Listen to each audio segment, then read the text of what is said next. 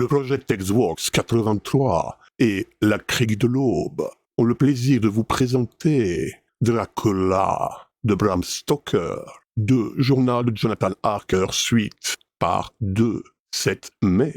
Non, fit-il. Je sais bien que si j'étais à Londres, personne, à m'entendre parler, ne pourrait me prendre pour un Anglais. C'est pour cela que la connaissance que j'ai de l'anglais ne me suffit pas. Ici, je suis un gentilhomme, un boyard. Les petites gens me connaissent. Pour ces petites gens, je suis un seigneur. Mais être étranger dans un pays étranger, c'est comme si on n'existait pas. Personne ne vous connaît, et donc ne se soucie de vous le moins du monde.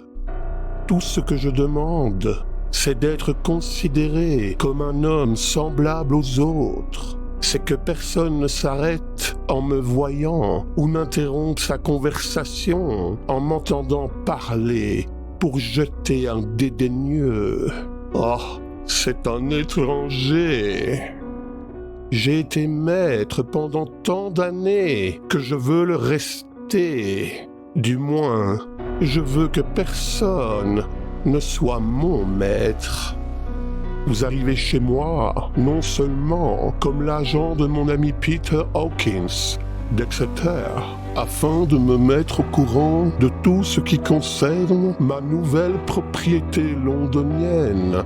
Votre séjour chez moi, je l'espère, se prolongera, et ainsi, de conversation en conversation, je me familiariserai avec l'accent anglais. Je vous demande de relever la moindre des fautes que je ferai en parlant. Je suis navré d'avoir dû m'absenter aussi longtemps aujourd'hui. Vous m'excuserez, n'est-ce pas, si je vous dis que j'ai à m'occuper de plusieurs affaires importantes? Je répondis que, évidemment, je l'excusais, et lui demandai s'il m'autorisait à venir dans la bibliothèque chaque fois que j'en aurais envie. Certainement. Et il ajouta.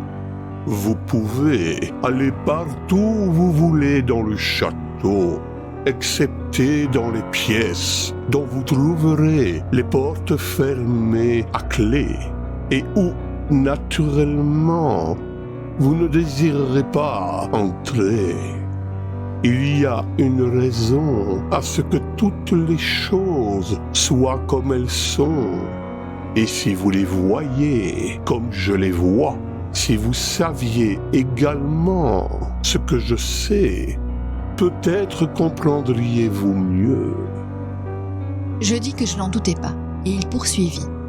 Nous sommes en Transylvanie, et la Transylvanie n'est pas l'Angleterre. Nos us et coutumes ne sont pas les vôtres. Et il y aurait bien des choses qui vous paraîtront insolites. Cela, du reste, ne vous étonnera nullement si je m'en réfère à ce que vous m'avez dit des incidents de votre voyage. L'allusion fit bondir la conversation. Comme il était évident que le comte désirait parler, ne fût-ce que pour le plaisir de parler, je lui posai maintes questions au sujet de ce que j'avais déjà pu remarquer dans son pays ou de ce que j'y avais déjà vécu. Parfois, il éludait le sujet ou détournait l'entretien en prétendant qu'il ne comprenait pas ce que je voulais dire. En général, pourtant, il me répondit franchement. Au bout de quelques moments, me sentant plus assuré, je lui parlais de la fameuse nuit où j'étais arrivé au château.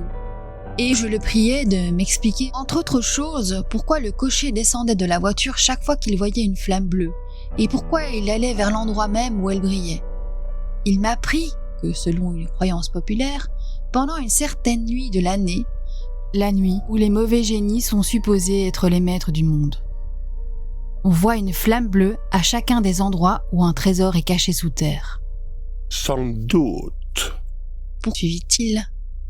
Un trésor a-t-il été enterré dans la région que vous avez parcourue l'autre nuit? Car c'est un pays que se sont disputés pendant des siècles les Valaques, les Saxons et les Turcs. Vraiment, il n'y a pas un morceau du sol qui n'ait été enrichi du sang de tous ces hommes, patriotes ou envahisseurs. Ce fut une époque extraordinaire. Les hordes autrichiennes et hongroises nous menaçaient et nos ancêtres allaient bravement à leur rencontre. Les femmes comme les hommes, les enfants comme les vieillards. Tous attendaient l'ennemi, perché au sommet des rochers, et là, il provoquait d'artificielles avalanches qui engloutissaient l'envahisseur.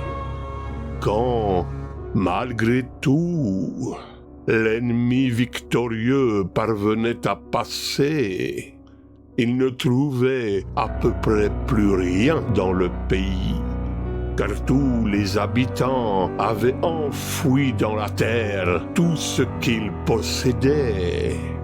Mais, demandai-je, comment se fait-il que ces biens soient restés cachés aussi longtemps, alors que les petites flammes bleues indiquent l'endroit où ils se trouvent, à tout homme qui veut seulement prendre la peine de regarder? À la semaine prochaine, pour la suite de mes aventures de Jonathan Harker dans les 5 minutes du mercredi sur le projet Texvox 83 et la Crique de l'Aube. Merci pour votre écoute. À bientôt.